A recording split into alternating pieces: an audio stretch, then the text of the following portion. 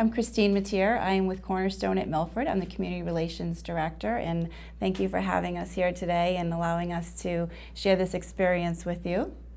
Yeah, it's been great to take the folks here from Milford TV and put them through our dementia experience as a way to try to build awareness about what dementia is and to give you kind of a feeling of what it's like to have it. This is part of Cornerstone at Milford's Dementia Friendly Initiative that we've launched about 2014.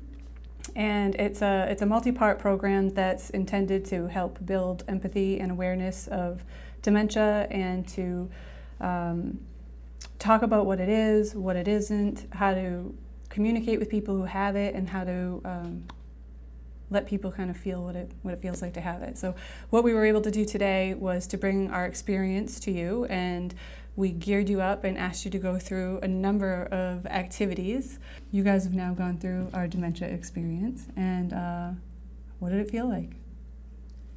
It was definitely interesting. I don't know how I feel about being able to not find my balance with like things in your feet shoes. That was interesting for me at least, because I also hate pebbles in my shoes. So it's not a good feeling. No. Did you find that the most challenging? That and hearing, not being able to kind of fully hear the directions. I feel it was hard for me to follow through with the tasks, just because I didn't quite hear everything because of all the other things stimulating my ability to hear. Right. Now imagine that you have a loved one who has dementia, and you come in and you tell them, you know, I want you to get dressed, and we're going to go have breakfast, and we're going to do this, and they can't hear, just as you couldn't, and so the world becomes very confusing for them. And it might not just be hearing; it might just be the processing of all that information as well. So part of the different gear that we put on you is to help make those processes a little bit harder. So hearing was a little bit more difficult, and seeing things was a little bit more difficult, and thinking through a task was a little bit more difficult. And I know we gave you guys 4 tasks to start off with, and you right away kind of forgot at least one of them. So. Yeah, I was just overwhelmed by the lack of hearing plus the noise that I was hearing. So it just kind of it just annoyed me. And immediately I was just like, okay, I know I have to do this one task, but then I was so annoyed by the noise I was hearing that I forgot like exactly what I was supposed to do for the other tasks. Right. And annoyance is a very important thing to kind of keep in mind as well, because how does that affect your mood when you're annoyed? Right, yeah. Oh, I could completely see myself getting angry, frustrated. Yeah, I think I would have a little bit more empathy now for people in that situation. If I see someone struggling like that, right. I think I can understand what they're going through a little bit more. Right. And when somebody is feeling that way, they can't often express what they're going through or share what they're feeling. So we might have a resident who is frustrated and upset, and we don't know necessarily why, and we have to go through all of these things to figure out what is that one little thing that could be bothering them. And it could have been the pebble in the shoe, you know, or the shoes on backwards. And so it really throws you for a loop. And it was interesting watching you both do the tasks, because you could see that you were struggling with what you were supposed to do next. I mean, we have your checks here, which is interesting. So we gave you the task to write the bills.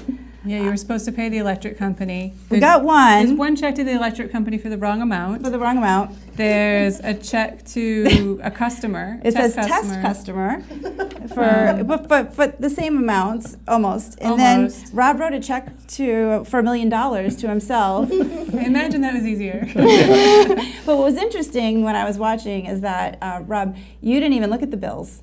You just started writing checks to yourself. I forgot what I was supposed to do. So again, put yourself in the place of somebody who has dementia, and the table was confusing. There were papers, right? They go to the table. There were several other bills that were there. They can't see. They have these thoughts all going through their mind, and now they have to write a bill.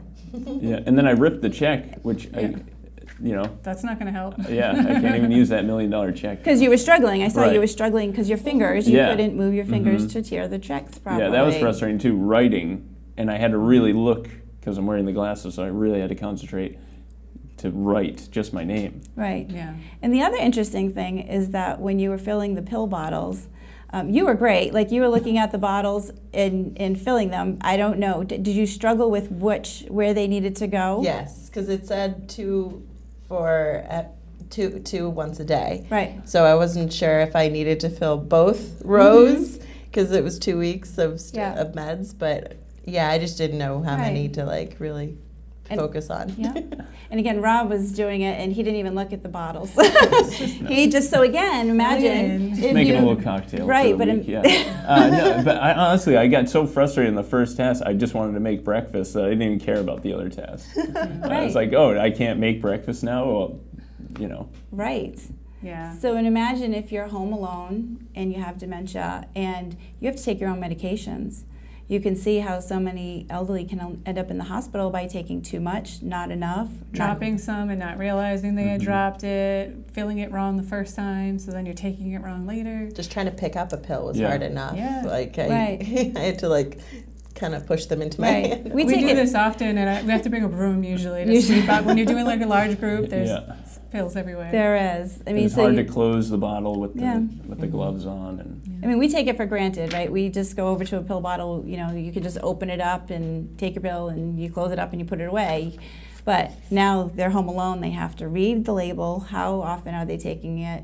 You know, they have to make sure they're taking it, they have to open the bottle. You know, there's all these steps that we forget about. Grabbing the pill was a challenge. So it's not just simple as take your medication. Yeah, and remembering to put it back where it was. Right. And since you brought it up about, you know, people wanting to help, you know, as you were talking, I was thinking about it. If I almost felt embarrassed, like if someone were to offer help, Right. I feel like I might be embarrassed to say, oh, I have dementia. Right. So like I could feel that. And we see that. Yeah, that's Yeah. the stigma of dementia, and this is part of why we want to talk about it a little bit more, because if people understood it a little better, it wouldn't be such a weird, bad, embarrassing thing to talk about. And then at the same time, it's not like it doesn't exist, and people know this. So like things like the making your checks out.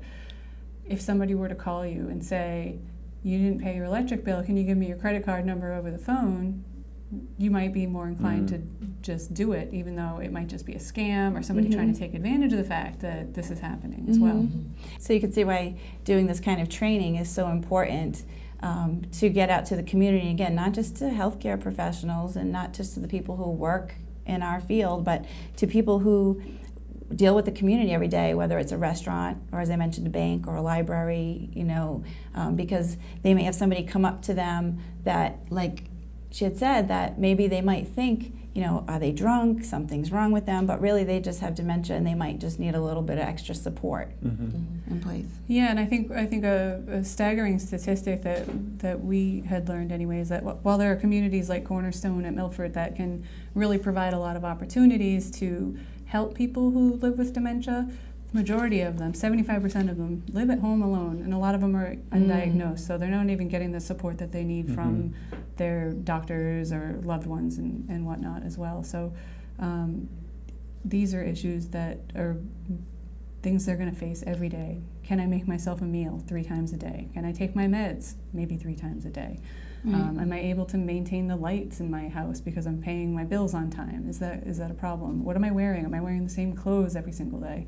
And then the other problems that kind of come along with that, you know, am I getting ill more often, or am I dealing with being isolated and not talking to people anymore? If any companies or groups or organizations want you to do this demonstration with them, how would they contact you, and what do you have a schedule for this, or how does they go about doing that? We try to work around their schedule as much as possible. We try to be very flexible that way, because we know that, you know, if we're dealing with firemen, they are working on different schedules. If we're working with banking, we will go to them, and we definitely would encourage them to call the community. They can call Cornerstone at Milford at 508-473-0035, and they can ask for myself, Christine, or anybody at the community would be happy to help them, and we could schedule it around their schedule. And if they don't have the space to host it, we can host it at Cornerstone at Milford.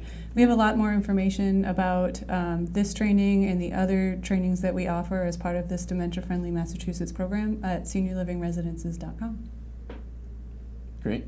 Awesome. Thank you so much. It was a Thank great you. experience. Thank you Thanks for for having having us. Thanks a lot. This is Milford TV News and Sports Director Tim Coet. Make sure you check out new editions of the Milford Informer every Friday at 7:30 p.m. or during one of our 8 convenient re-air times throughout the weekend. You can also find individual news stories as well as full archived editions on our YouTube page My Milford TV.